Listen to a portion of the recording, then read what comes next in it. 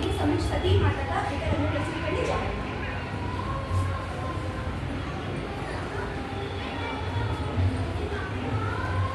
मैं इस यज्ञ को भंग नहीं करना चाहती पिताजी।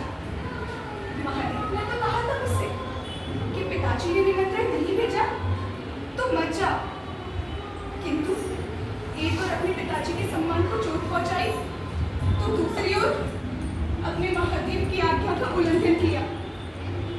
अपने महादेव को समझने की शक्ति, उनकी महान प्रेमपूर्ण भावना को ध्यान करने का सामर्थ्य इस तुच्छ शरीर में कहा। ये शरीर जिससे मैं पहचानी जाती हूँ वह मेरे शिव के अयोग्य है। शिव की पत्नी होने के पश्चात भी सच्चाई होने की उपाधि कलंक है मेरे लिए। इसीलिए इस शरीर का त्याग करना ही मेरे लिए उचित होगा। नारायण, मनुष्य शरीर में भगवान श्री राम के रूप में आपके दर्शन किए हैं मैंने। जब माता लक्ष्मी सीता का रूप लेती है तब आप भगवान श्री राम के रूप में अवतरित होती हैं। किंतु मेरे महादेव के पास कौन है? एक शुद्र मस्तिष्क से भरी पिता की पुत्री जो कितने भी पुण्य कर ले किंतु अपने महादेव को नहीं पा सकेगी। इसीलिए नष्ट होना होगा, इस शरीर को नष्ट होना होगा। नारायण, मैं इनको जानना और उसे घटित होते देखना, लेकिन रोक ना पाना। ये हम देवों की सबसे बड़ी उदाहरण है सखी। अब हम चलते अपने, किंतु किसी भी दुर्घटना की परिस्थिति में मैं तुम्हारे समक्ष उपस्थित हो जाऊंगा।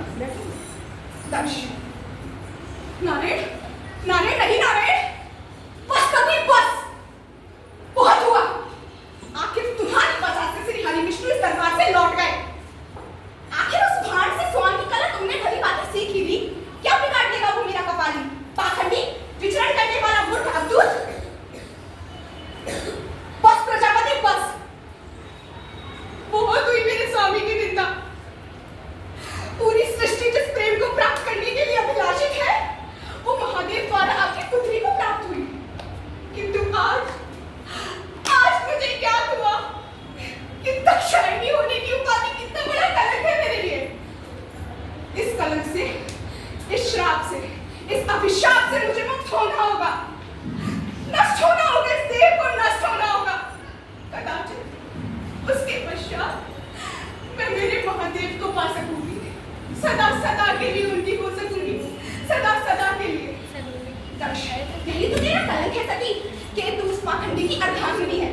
उसे मैं भगवान तो क्या वास्तुई भी नहीं मानता। बस प्रजापति बस। प्रजापति, मैं आदि शक्ति हूँ। सर्वभूतों की श्वास में जो तपन है मैं वो हूँ।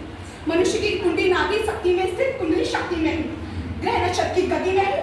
विष्णु का सुदर्शन चक्र और महादेव का त्रिशूल में हूँ।